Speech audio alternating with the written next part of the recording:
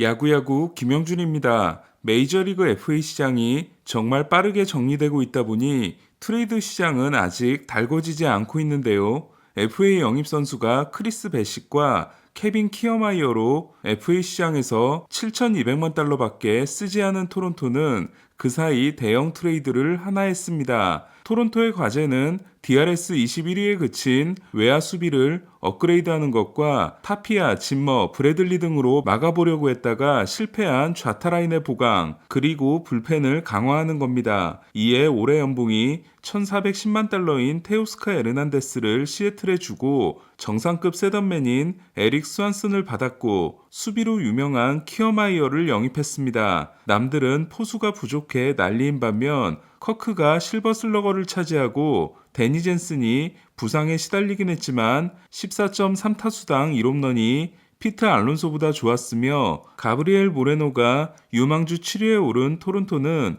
포수 한 명을 정리해야 했습니다. 이에 카디널스가 윌슨 콘트레라스와 계약하기 전에 데니 젠슨을 보내면 라이언 헬슬리를 주겠다고 했지만 토론토가 라스 누빠를 요구하면서 양측의 대화는 없었던 일이 됐습니다. 결국 토론토는 놀라운 선택을 하는데요. 모레노에 루데스 구리에를 붙여 애리조나에서 좌타 외야수인 달튼 바쇼를 받아오게 됩니다. 코빈 캐롤과 제이크 메카시라는 좌타 외야수 유망주를 보유하고 있고 카슨 켈리의 후계자도 찾아야 했던 애리조나로서는 정상급 포수 유망주를 얻었으며 수비는 문제가 많지만 공격이 좋은 우타자인 구리엘로 좌타자가 많은 타선에 균형감을 더했습니다. 쿠바를 탈출하고 나서 토론토와 7년 2,200만 달러 계약을 맺었던 구리엘은 계약 마지막 시즌 연봉이 580만 달러로 저렴합니다. 토론토는 왜 젠슨이 아닌 모레노를 포기했을까요? 젠슨을 내보내고 15개월 차이의 커크와 모레노로 구성하기에는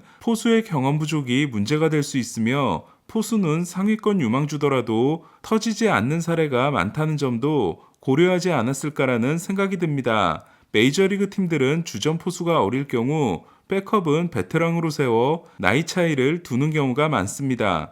미네소타는 마우어가 자리를 잡자 유망주인 윌슨 라모스를 워싱턴으로 보내고 마무리 맷 캡스를 받았으며 다저스도 윌 스미스가 주전이 되자 키버트 루이스를 트레이드 카드로 쓰고 오스틴 반스와 재계약했습니다. 스미스와 루이스가 3살 차이인 반면 다저스는 스미스와 6살 차이인 디에고 카르타야가 팀 최고의 유망주가 됐습니다. 다저스는 카르타야의 준비가 끝나면 반스와 결별하고 스미스와 카르타야로 안방을 구성했다가 카르타야가 주전으로 도약하면 스미스를 FA로 풀어주는 타임테이블을 완벽하게 짜놓은 상황입니다. 저는 특히 조정 득점 생산력 129가 리얼무토, 스미스, 머피를 앞서고 DRS를 마이너스 3에서 9로 끌어올렸으며 프레이밍에서도 호세 트레비뇨, 조나하임, 트레비스 다노에 이어 4위에 오른 커크에 대한 기대감이 모레노를 포기하는 과감한 결정을 할 수 있도록 만들었다고 생각합니다. 이렇게 모레노를 태우고 데려온 바쇼는 메이저리그에서 8시즌을 뛴 외야수 게리 바쇼의 아들로 토론토는 블러드볼 선수가 한 명 더 늘었습니다. 에킨스 단장은 바쇼의 아버지를 잘 알고 있으며 좋은 아버지 밑에서 성장한 바쇼는 우리 클럽하우스 문화에도 큰 도움이 될 것이다라는 말을 했습니다. 이게 단순히 바쇼에 대한 칭찬이 아니라면 토론토 프런트는 쿠바 출신 구리엘과 도미니카 출신 테오스카를 내보냄으로써 히스패닉 선수들 위주로 돌아가던 클럽하우스 분위기도 바꾸고 싶었던 게 아닌가라는 생각이 듭니다. 포수인 데런 달튼과 친했던 바쇼의 아버지는 아들에게 달튼이라는 이름을 지어줬고 데런 달튼처럼 포수가 된 달튼 바쇼는 2017년 애리조나의 2라운드 지명을 받습니다. 애리조나는 포수인데도 스피드가 뛰어난 바쇼를 외야수로도 준비시켰고 바쇼는 첫 2시즌 동안 중견수와 포수를 오가다가 올해는 중견수로 시작해 포수를 거쳐 우익수 자리에 고정됩니다. 한편 포수였는데 발이 너무 빨라 포변을 시켰던 사례는 케반 비지오의 아버지인 크랙 비지오로 포수와 이루수로 모두 올스타가 된 비지오는 나중에 중견수까지 하게 됩니다. 다시 바쇼의 이야기로 돌아와서 바쇼는 외야수로서 기록한 DRS19가 메이저리그 2위였으며 OAA18은 17인 그리샴을 제친 외야수 전체 1위였을 정도로 최고의 외야수비를 자랑합니다. 다만 어깨는 강하지 않아 토론토는 어깨만 강했던 구리엘의 좌익수 자리를 바쇼에게 줄 전망입니다. 이렇게 최고의 수비를 자랑하며 FA까지 무려 4년이나 남아있다 보니 바쇼는 트레이드 시장에서 매우 비쌌고 토론토는 모레노를 줘야 했던 겁니다. 하지만 저는 지난해까지 132경기 14홈런이었다가 올해 151경기 27홈런을 기록한 바쇼의 공격력에 대해서는 의문을 가지고 있습니다. 휴미더를 쓰게 된 후 애리조나 체이스 필드는 투수에게 유리한 구장으로 변신합니다. 이에 바쇼는 올해 OPS가 홈에서 0.699, 원정에서 0.793으로 원정에서 훨씬 좋은 성적을 기록했습니다. 따라서 로저 센터와 알동 구장에서는 성적이 좋아질 것으로 기대되고 있습니다. 하지만 바쇼는 통산 타율이 2할 3푼4리, 출루율이 3할 6리일 정도로 정확성과 출루 능력에 문제를 가지고 있으며 볼쌈비도 좋지 않은 타자입니다. 무엇보다도 통산 OPS가 우한 상대 0.781, 좌한 상대 0.615이며 공격력이 크게 성장한 올해는 우한 상대 0.801, 좌한 상대 0.553으로 차이가 더 벌어졌기 때문에 애리조나는 바쇼를 플래툰으로 활용했습니다. 따라서 바쇼의 수비는 검증이 끝났지만 정확성과 좌상바 문제가 나타날 경우 토론토는 젊은 키어마이어 또는 외야의 체프먼을 데려온 셈이 됩니다. 키어마이어는 송구가 상위 6%, 스피드가 7%이지만 바쇼는 송구가 평균 수준이고 스피드는 상위 30%로 키어마이어만큼 빠르지는 않습니다. 이에 저는 토론토가 바쇼를 데려온 선택이 충분히 이해는 가지만 매우 위험한 선택을 했다고 생각합니다. 모레노를 내놓을 생각이었다면 추가 유망주 손실을 감수하고 브라이언 레이놀즈 영입에 나서거나 트레이드 시장이 활성화될 때까지 좀 더 기다리는 편이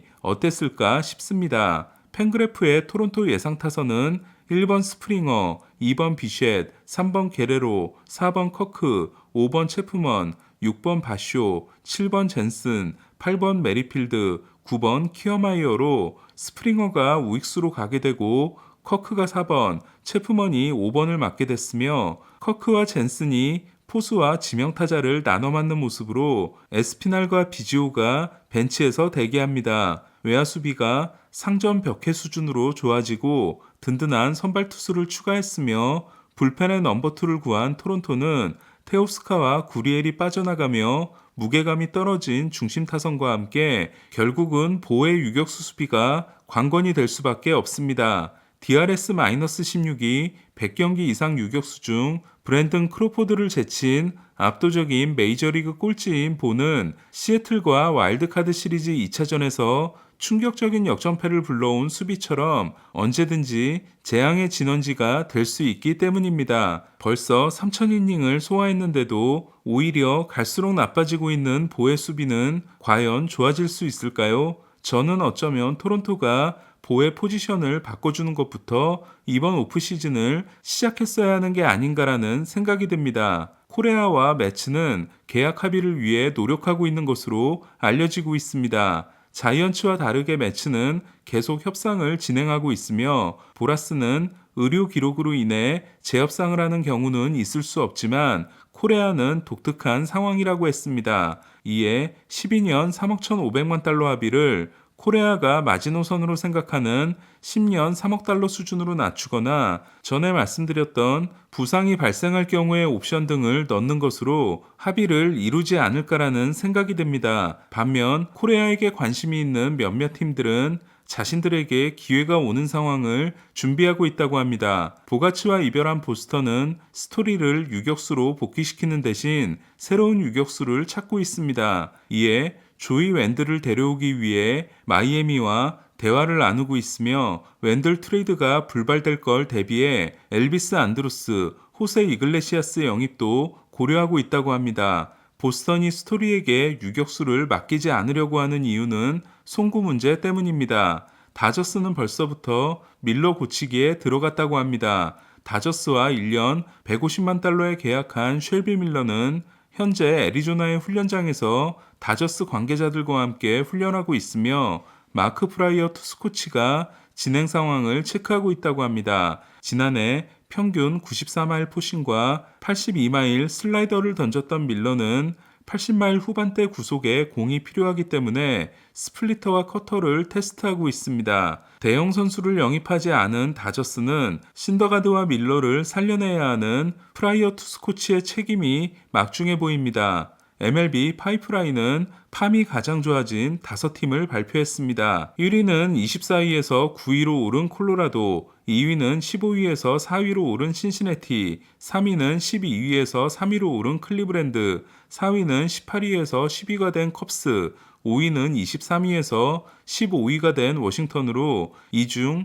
유일한 포스트 시즌 진출팀인 클리브랜드의 순위 상승이 인상적입니다. 올해 클리브랜드는 17명의 신인을 데뷔시키고 지구 우승을 한 게 메이저리그 신기록이 됐고 전체에서 가장 낮은 평균 연령을 가지고 포스트 시즌에 진출한 최초의 아메리칸 리그 팀이 된 바 있습니다. 특히 놀라운 부분은 미키 캘러웨이가 떠나고 나서도 계속 좋은 선수가 공급되고 있는 투수진으로 클리브랜드는 비버, 맥켄지, 퀀트릴, 서발리, 플리색의 선발진이 연봉합계가 2,200만 달러에 불과하며 이들이 FA까지 남아있는 시즌 합계가 15시즌에 달하고 있습니다. 클리브랜드는 클루버와 비버처럼 제구가 좋은 대학 투수를 뽑아 9위를 끌어올려주는 전략을 가지고 있습니다. 현재 유망주 랭킹 100위 내에 투수 3명과 야수 3명이 있는 클리브랜드는 조시 네일러의 동생인 포수 보 네일러가 본격적인 활약을 앞두고 있습니다. 클리브랜드는 네일러에게 시간을 주기 위해 마이크 주니노와 1년 600만 달러에 계약했습니다. 오늘 소식은 여기까지입니다. 야구야구 김영준이었습니다.